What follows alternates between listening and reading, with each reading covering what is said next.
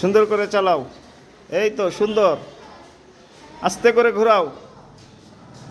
এই তো আজকে তৃতীয় দিন।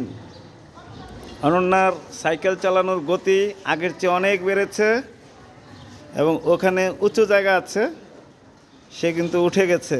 এই যে আমাদের এক ম্যাডাম চলে যাচ্ছেন বাসায়। অনন্যা খুব ভালো আয়ত্ত করেছে। আর মাত্র কয়েকদিন, তারপরেই তাকে রাস্তায় সাইকেল চালাতে দেওয়া হবে। রাস্তায় বলতে গলিতে।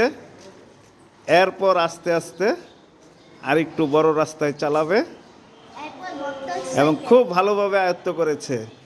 সাবাস অনন্যা, তুমি খুব ভালো করে সাইকেল চালানো শিখেছ। মাত্র 3 দিনে শিখে ফেলেছ। Good, very good. এবার ফাহিমকে চালাতে দাও। ফাহিমও কিন্তু শিখে ফেলেছে। ফাহিম যাও। ফাহিমও আজকে সাইকেল চালানো শিখে ফেলেছে। অসাধারণভাবে সে নিজে নিজে আয়ত্ত করেছে। আজকে আমি সাইকেল ধরিও নাই, কিভাবে যে শিখে ফেললো, আশ্চর্য বিষয়। ছোটরা যে সব জিনিস খুব দ্রুত শেখে। এই যে খুব ভালো, কিন্তু কালকে মোটেও চালাতে পারে নাই, মন খারাপ করে বসেছিল। আজকে সে সাইকেল থেকে নেমেও যাচ্ছে চলন্ত অবস্থায়, আবার উঠে গেছে এবং একা একা। আজকে অবশ্য আমার টার্গেটই ছিল এরকম, সে একা একা চালানো শিখবে।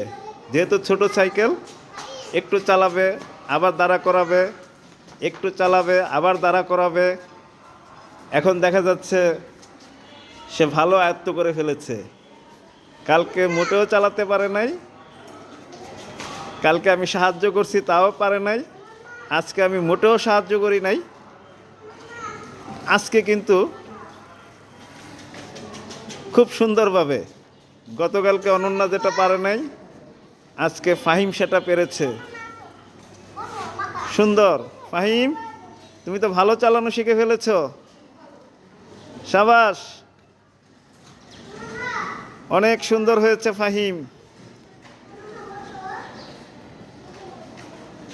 অনেক ভালো শিখেছো তুমি। এই তো, এই তো, ঠিক আছে, চলো আজকে আমরা বাসায় চলে যাই। হ্যাঁ, অনন্য একটু চালাবা? আচ্ছা, একটু চালাও। তুমি চালাইতে পারো? হ্যাঁ, আচ্ছা অনন্যা, ওকে একটু সাইকেল চালাতে দাও, নিয়ে আসো। এই ছোট্ট মেয়েটাকে একটু সাইকেল চালাতে দাও। সে আগে থেকেই সাইকেল চালানো পারে, তাই না? তুমি?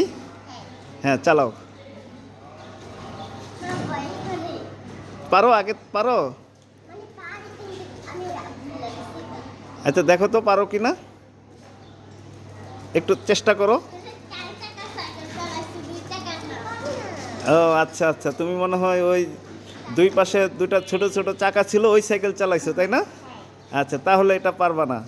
ঠিক আছে, তুমি পরে আবার চেষ্টা করো। হ্যাঁ, ঠিক আছে। অনন্যাকে একটু সাহায্য করবা ওকে? পারবা না? ঠিক আছে, ঠিক আছে, ভালো থাকো।